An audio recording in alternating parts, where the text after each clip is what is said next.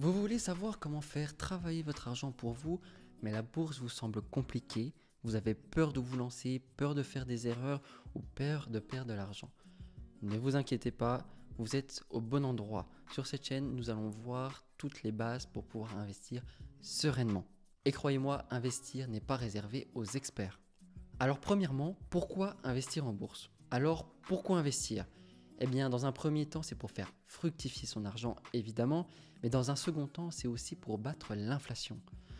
L'inflation va venir grignoter vos économies année par année et vous faire perdre du pouvoir d'achat.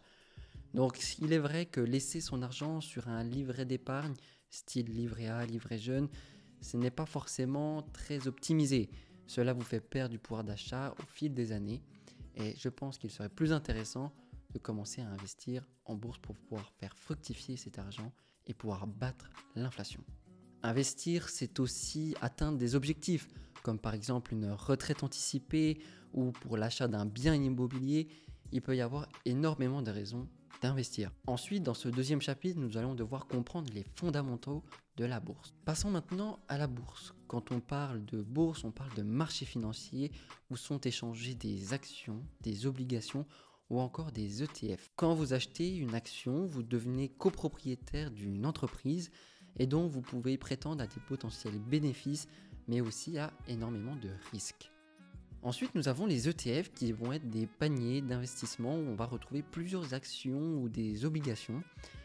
Et c'est un très bon moyen d'investir quand on est débutant, car on va pouvoir diversifier un maximum ses investissements.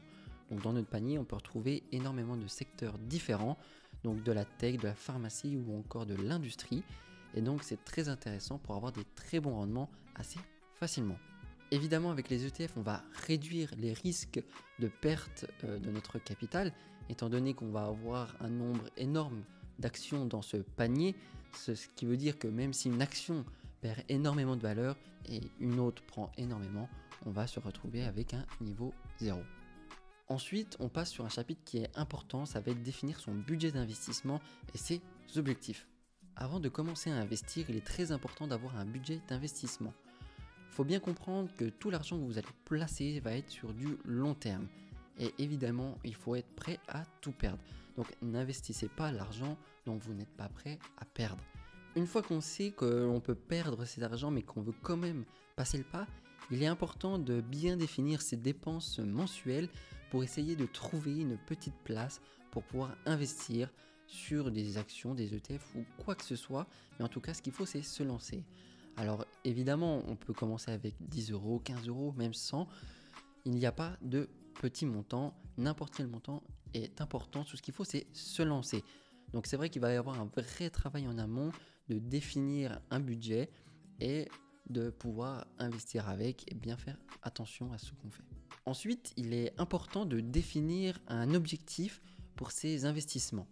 Il ne faut pas se dire on investit 10 euros, 15 euros ou 100 euros maintenant et on va les retirer dans 3 mois.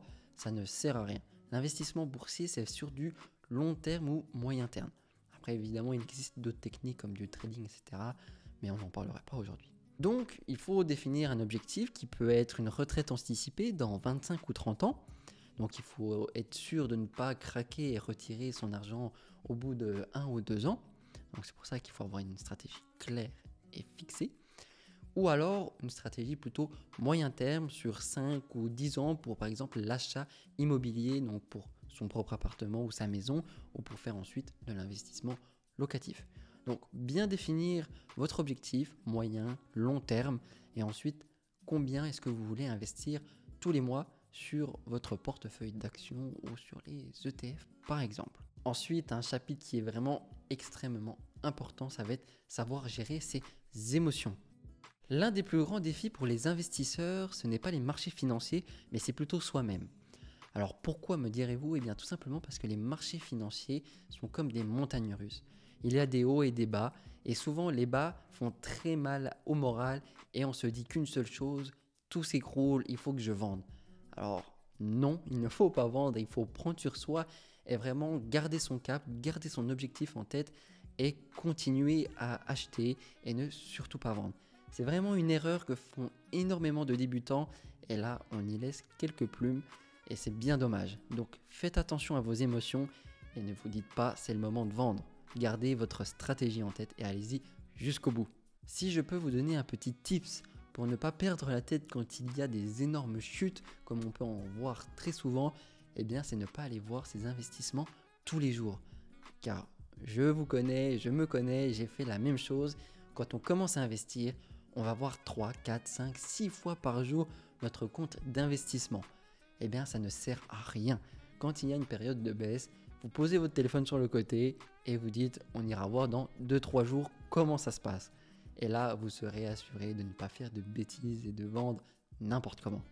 Ensuite, on va voir un chapitre qui est assez classique, ça va être les erreurs que les débutants peuvent faire, que j'ai fait, que vous pourriez faire, mais comme maintenant je vais vous le dire, eh ben, vous ne les ferez pas et vous serez avantagé par rapport à 99% des autres investisseurs. Première erreur, ça va être une erreur assez classique, c'est se dire je vais aller investir comme ça à la one again, j'ai entendu ça à la radio, investir je ne sais pas quoi, et hop, je vais télécharger une application, je vais poser mes sous et je vais balancer comme ça sur les marchés financiers.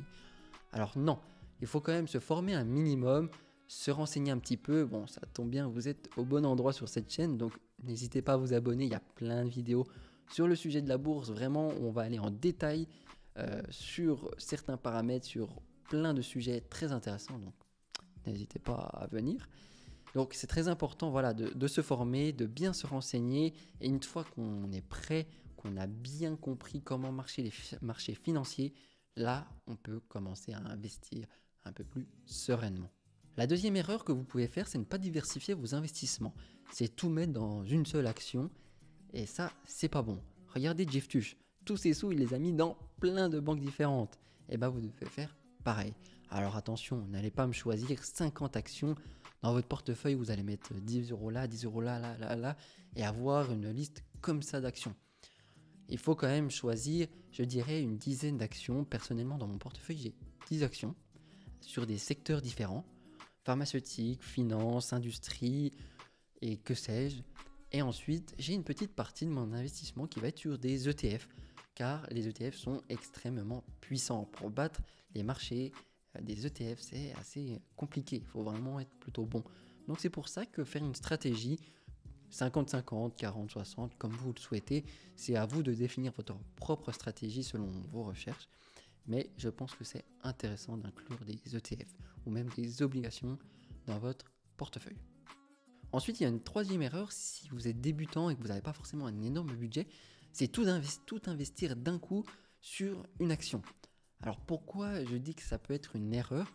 Tout simplement parce que vous n'allez peut-être pas savoir trop timer le marché. Alors je sais, on ne peut pas timer parfaitement le marché, mais ça serait bête que vous investissiez toutes vos économies sur une action qui était vraiment à son pic, juste parce que vous n'étiez pas assez informé, vous ne saviez pas qu'il y allait y avoir ceci, tel projet ou cette chose-là, et qu'ensuite l'action dégringole et que là vous perdiez énormément.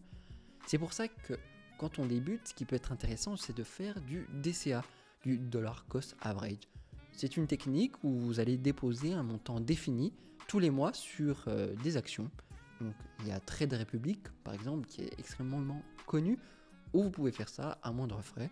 Vous posez de l'argent et ensuite, tous les mois, à la même date, il y a un montant défini qui va être investi sur un panel d'actions. Alors, ce n'est pas forcément l'idéal pour faire des très grosses performances sur vos investissements, mais c'est une technique pour vraiment maximiser vos chances de performance.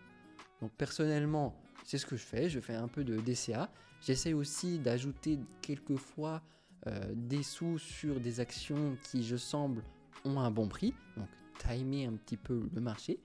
Mais ça, on peut le faire quand on commence à un petit peu avoir compris comment fonctionnent les marchés et comment vous allez analyser votre action. Et une fois que vous saurez faire tout ça, vous pourrez un petit peu plus timer le marché, mettre en plus un petit peu de sous sur certaines actions et faire accroître vos performances. Quatrième erreur, ça va être croire au coup de chance. Croire que notre action va faire un x60 en 3 mois et puis être millionnaire du jour au lendemain. Non, la bourse, c'est vraiment du long terme. Warren Buffett, voilà un exemple extrêmement connu, a fait vraiment fortune sur du long terme et c'est exponentiel en fait d'investir en bourse. Tous les ans, vous avez un rendement qui est plutôt intéressant et donc Effet boule de neige, les intérêts composés, donc voilà, 8e merveille du monde, va faire croître de manière exponentielle votre patrimoine. Et donc c'est vraiment sur du long terme qu'il faut se concentrer et pas se dire peut-être que demain ça fera x60. Non, ça n'arrivera pas. Cantonnez-vous à votre stratégie et investissez de manière rationnelle. Ensuite, notre dernier chapitre, ça va être choisir sa stratégie d'investissement.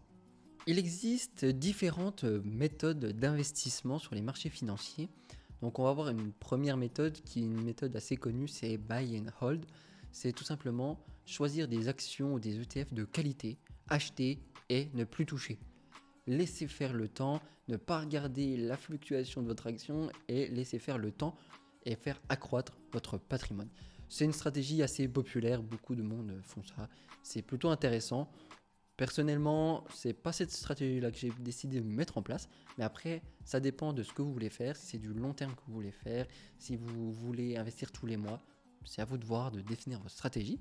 Mais je vais vous en présenter encore deux et vous pourrez un petit peu réfléchir et choisir de vous-même. Comme je l'ai dit, il y a une deuxième méthode donc, qui est un peu plus technique, donc c'est une méthode plus active où on va faire du stock picking, donc c'est choisir des actions individuelles et investir dessus en prenant en compte les fluctuations du marché et essayer de timer le marché. Il faut un peu plus de connaissances, donc c'est vrai que pour les débutants, c'est pas forcément l'idéal. Il peut arriver très vite de se tromper et d'acheter vraiment à des pics très très hauts, alors que en fait l'action allait dégringoler 15 jours plus tard, donc ça serait un peu dommage et c'est un peu plus risqué. Enfin, il y a une technique d'investissement qui est extrêmement connue, j'en ai déjà parlé, c'est le DCA, le Dollar Cost Average.